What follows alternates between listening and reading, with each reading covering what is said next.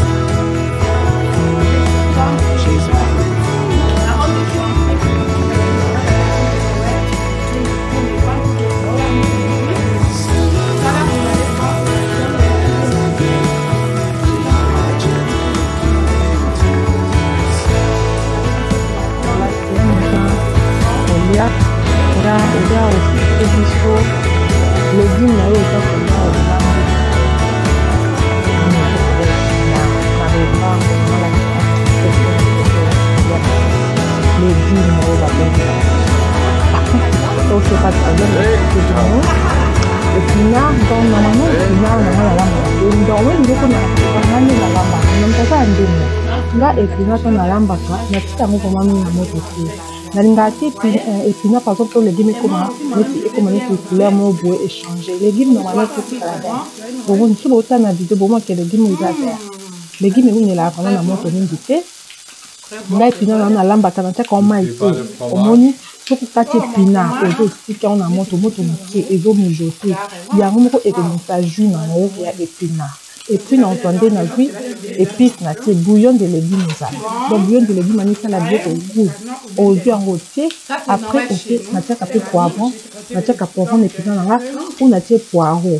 Mais, on a poireau ou bien, on a la vie sur la graine. Donc, dans mon lieu, poireau, vous savez, poireau, puis ça, là, on a des légumes, on a il y a beaucoup de cuisine. On a ça, là.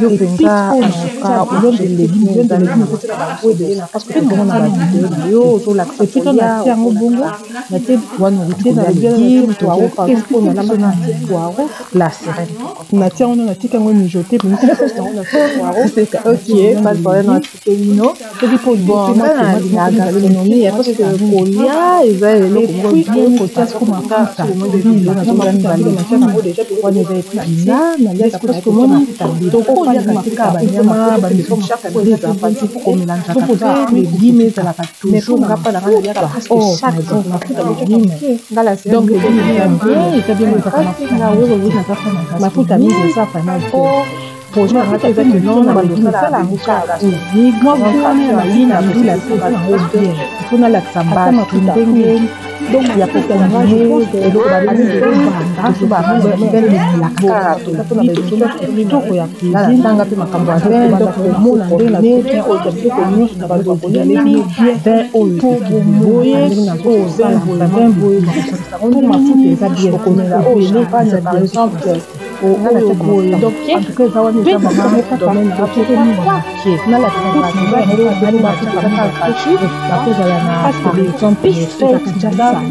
basi le logo moko mo ba déjà et logo donc on a la tika kana na bela na na o mo ka tika mo ba bete o na be mkia mo to ka ya mo ezo ma be eza ma bete eza na comme bien ya bo ala bi ko ne na ngo bi ko zo ndia na jeune to ko donc automatiquement de bisibuna donc là, ça on est lié avec la zone d'Inga, la zone où il y a la gastronomie, mais pour banda penga 2021, là on a ça pour gratuit pour ba fan na ba c'est pour ba la ba c'est un problème c'est que to lamba nini to komela na nini te la sera na sala kisi so ko lamba na na 20 donc il faut aller au 100% gratuit et ça peut m'appeler na kabula pe connaissance ngai na ba fan donc c'est ça que je peux dire. So vous avez des questions qui vous tiennent à répondre. Merci beaucoup.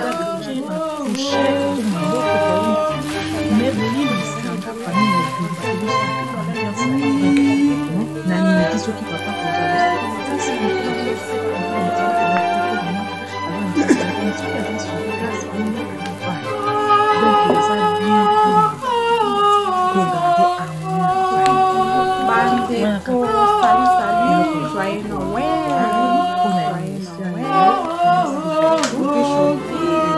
Les canards, je chante la chanson de Noël.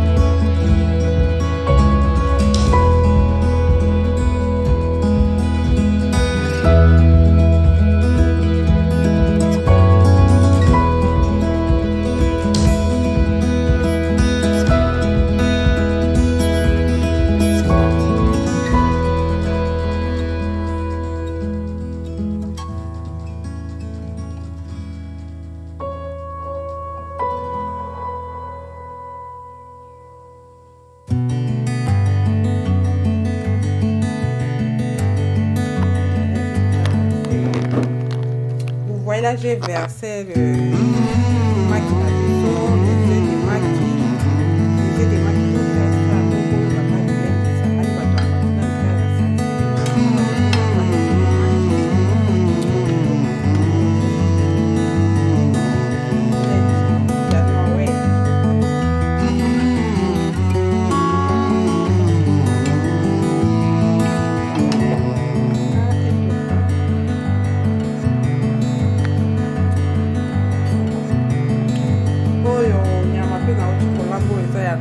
Canard et pour y aller l'autre jour à Noël et pour mon canard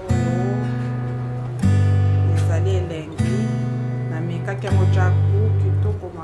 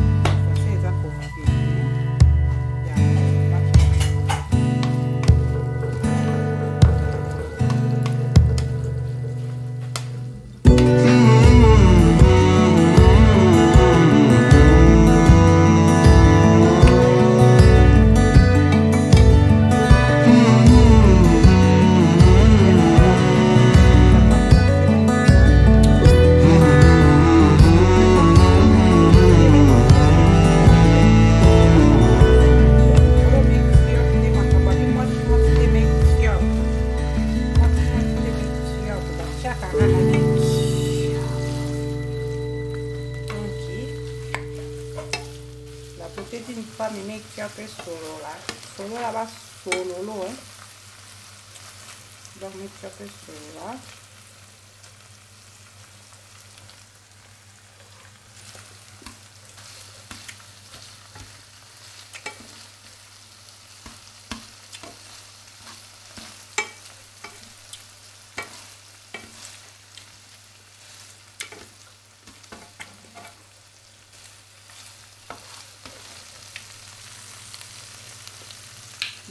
Bon, naolia tosula mike basolo na kaka kale na sa émission kala bon nalia nanu omoni awo ayi kamba damage nakinda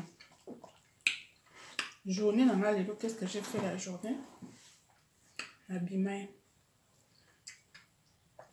Nabimaki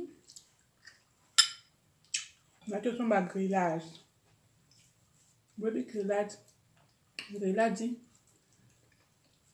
bloquant goût grillade au bas grillage mais bah bien on peut raclette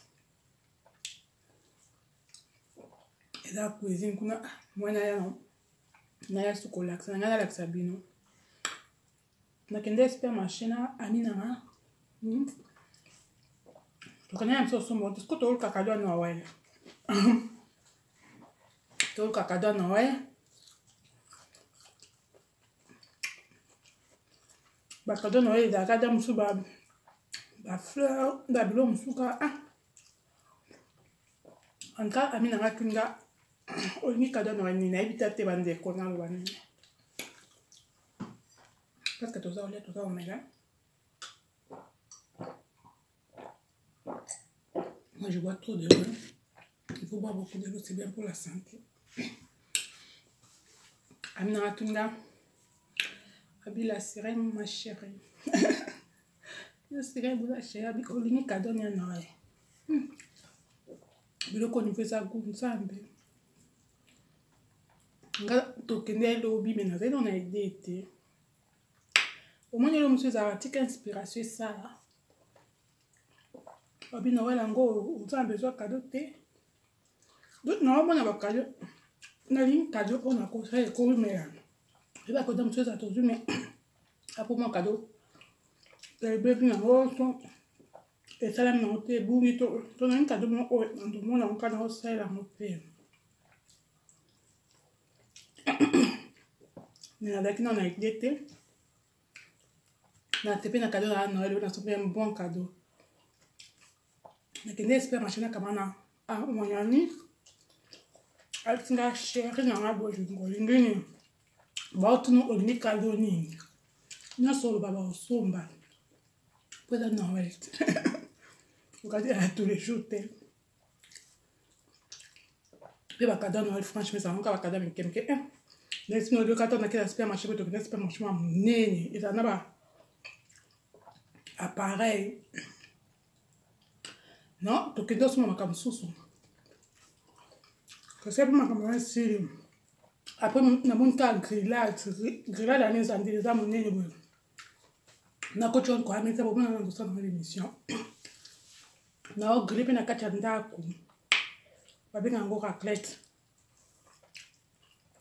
Oko grillé ba nyama tel ko barbecue. Popiso na joyeux Noël. Ana poto qui tient à bonne là baliaka nini un canard neti qui tient à bango na Noël baliaka canard ou bien dindon si je me trompe pas canard ou bien dindon et on va faire ma chérie quand t'es belle donc il faut tout le monde canard na dindon na Noël na chou rouge. So, depuis dans un poto, chaque année ça a la même chose. Il y a ce qu'on a baillé dans la n'habite souka, n'habite na Congo, en Afrique ça dernier. En Afrique ça, on a même dans Noël des fois tout l'amba tabac. Il a plus taba, n'est-ce pas? Bottom bit taba. Il y a top sur les bancs, fait comme ça, bon, maman va tomber taba. Puis, taba to bomi, to na bonne année, to na joyeux Noël, to na bonne année. Puis là, bon, to canard. Na kosi. Bon, na baza de la famille, biso na Congo. Tando na kim. Tando sa bongo. Mais ana poto, bango kaka. Ba ni. Des deux ça a peu goût, hein. Et ça a goût. Des deux ce le comme a fou ma dende soit kinte. Biso akinga ya kama nzoka dende za kana ko na poto. Ntambe makambo eza na poto nzoka dendo. Buena kin pe feza dende za meza cher. Anka bo excusez nga mende na odunda. Pe pili ça va on va pili eza makasi. Na kin dendo pe ça la le biso to kola kana mafuni ma dendo ba tumbi yango na bato anganda tabana a étranger ba tumba yango goût ba ya jam ba o ba la kina solo ba bi ya jam nga ana poto na kama ya jeza la te ande dendo to tumba yango na four ko kado na ngana wala na to sala kwa ba beki to tourne salon ou étant sur filmer en bon aujourd'hui tu te quoi mais ça et à barbecue quoi mais ça goût parce que là on fait dans un restaurant place appareil à cher hein ngabi à le cause ya Noël appareil ma ça on va restaurant classe pour nous c'est pas créer ba créer ba tumba au moins ba je pense que bien yango ya ndé na lobe ba bien on raclette soni mais da grillade un grillage sur le grillage la langue peut apprendre la langue belé français anglais na langue to apprendre mboka poto ba prononciation na comment maman kam pour ba langue qui comme mélanger nous ba pas comme langue pipi na kokia au téléphone ba ça mal na kokia ni kambo ta mokete bomoni donc n'habitez ce qui est bien vraiment ce qui va bien il est à moi franchement pour dire là ba shit pour il est aux sombre franchement c'est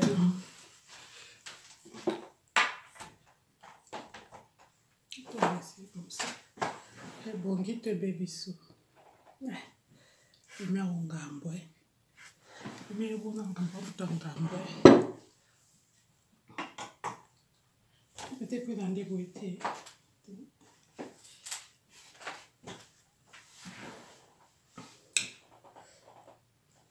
peut-être il faut dans des vous avez pas je pense que ça fait plutôt ok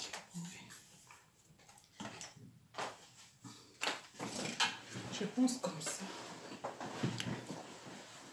ok moi ni bon ok donc biso tokola biso ba ya kin tokola na makamba ba yaja donc ya yaja moi ya kina solo ay yaja biso tokola bana yaja erenie mafu na dendo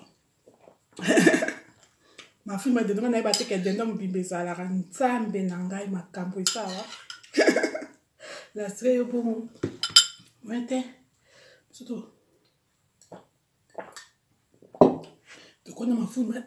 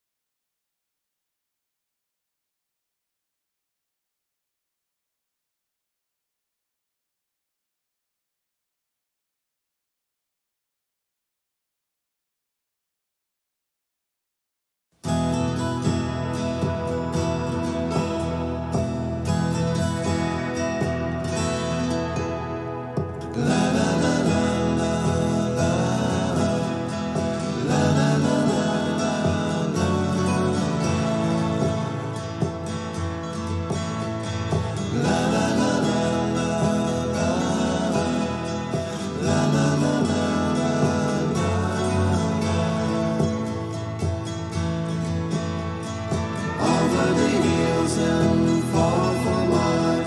She's waiting for love to be realized. I'll send her my heart covered as a gift, and hope that you'll take it into her side. La la la la la la la la la la.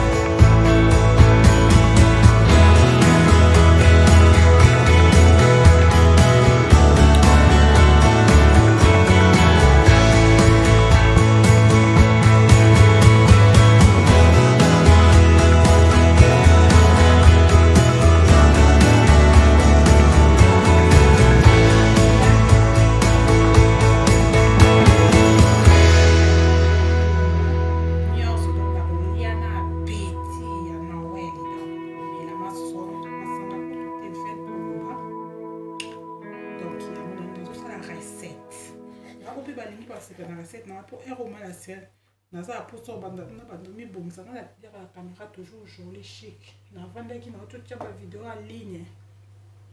Na tine sabino li solo vidéo na to tia en ligne franchement les unga tant je suis fatigué. Na mi monte sur la caméra et on a pour sa caméra.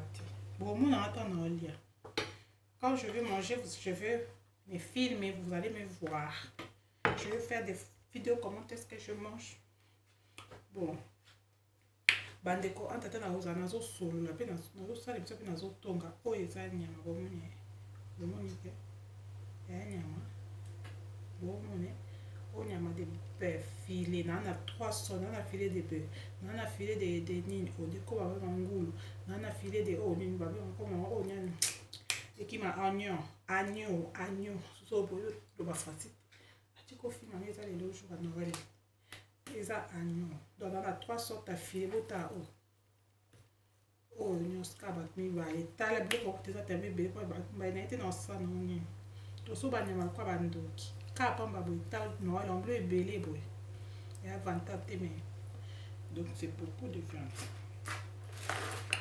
oyo bomoni oyo posaka nakende omibongisa mais franchement nakelata na biloko faut tolia avant rdg c'est leki c'est ça le problème oyo na mibonga mpo nga so naoleka video nazala propre makasi nazala joli naesa bino onde na simple boye nga ere simple boye omona na caméra te la sérieux bon nga ya muta bajaja ti caméra oyo bakope eza wana ozala binti bon bandeko mwa o bomona nakala mingi te na ofilme ntango naolia nga mo mokonzi ya caméra ti bon oyo eza file bomoni uta file ebosala oyo bafile ya chere mpo lelo eza feti ko babila sere ngalia misuni te moi je mange trop de légumes bomoni oyo eza file ya porc donc sikoyo ya ngulu ya lefile de porc nazosala yango naza na tozangaki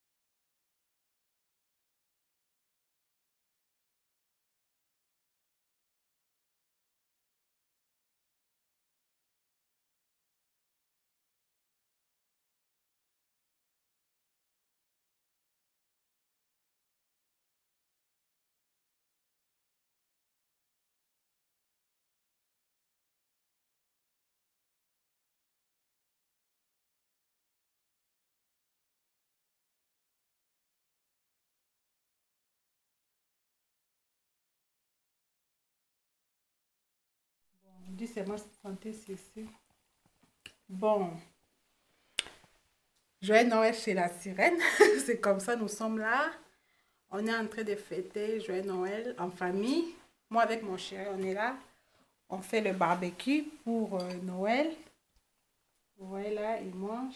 Je te filme comment tu manges. Il a préparé, il a mariné la viande, c'est goûtable. Hein? Il est en train de manger. Tu peux souhaiter mes amis Joyeux Noël? Mange d'abord tes mains rouges. Termine d'abord après, pas de problème. Je filme d'abord. Moi, j'écris la viande. Pas de problème. Pas relax. Bon, vous voyez, ça c'est le grillage. C'est pas facile, hein? Parce que j'ai les caméras. Ah, toi aussi. Les caméras, donc même pour tourner, c'est... Je regarde la viande que j'ai. La viande et les légumes. Et parce que c'est un seul, bon, il faut me comprendre. L'autre fois, j'ai touché les caméras et les légumes. Donc là, on a aussi... Mon chéri a préparé une très bonne salade de fruits. Franchement, ton salade de fruits, c'est pas facile pour filmer. Hein? Je voulais montrer les salades de fruits. Toi, tu peux toi manger, non? Et voilà pourquoi tu t'arrêtes. Les salades de fruits. Ton salade de fruits, c'est difficile pour filmer. C'est waouh!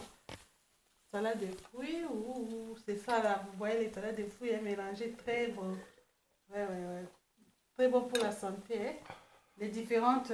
Tu as mis le mangue. Tu as mis quoi? Orange, mandarine, pomme, Ok, et kiwi, hein? pêche, Wow! kiwi, raisin, Wow!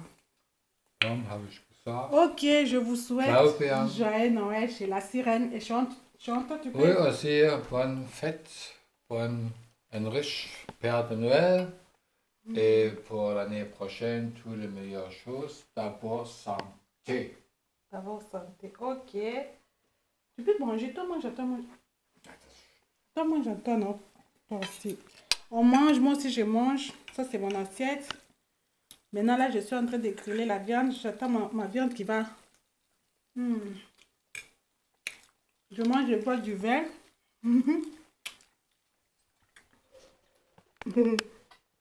Je sais pas si on va permettre de monter les verres, je sais pas.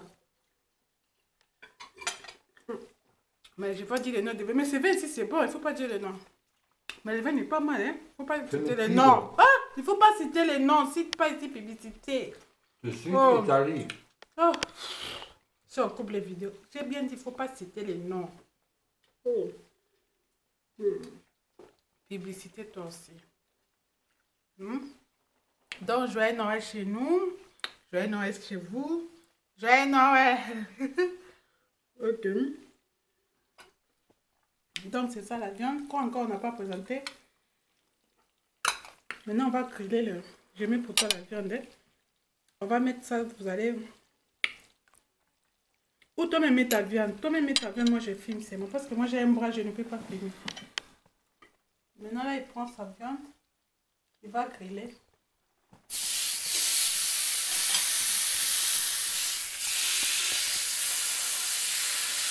Wow, ça fait wow.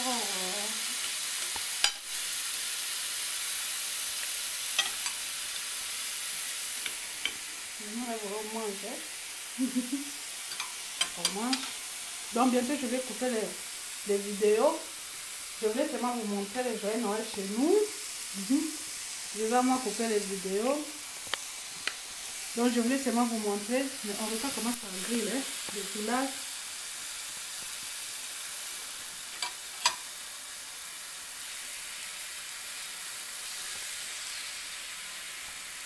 Donc, joyeux Noël, bonne année pour vous. C'est la sirène. À la maison, comment on fait notre joyeux Noël. Et puis, on a notre Boumi qui est là. Il fait aussi avec nous joyeux Noël. Où est Boumi? Ah, Boumi, il est là. Boumi. Boumi, il est là, notre nounou. Boumi, je voulais présenter. Donc, c'est tout. Je vais manger la viande pour montrer mes amis. Joyeux Noël chez nous. Joyeux Noël chez vous. Donc, la viande grillée. C'est la sirène. Hein? C'est la sirène. Plus puissant, ça, on a le cheese, vous voyez. Tu prends le cheese.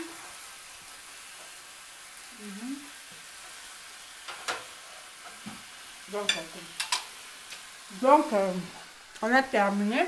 Je vais aller chez nous. Il faut maintenant manger. Donc. On se laisse. Tu peux couper la viande. La fois, la viande ici, coupe ça en deux pour nous. Et puis, on va couper l'autre aussi en deux. Comme la viande là est déjà coulée. Donc, on prend notre viande. Ouais. Viande à disponible. Je n'arrive même pas bien peiner tout.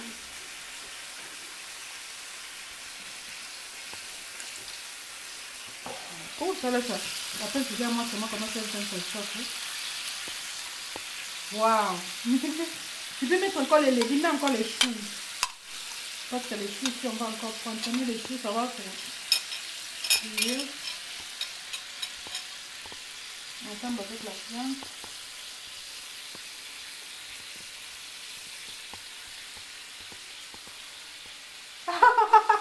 Décoration.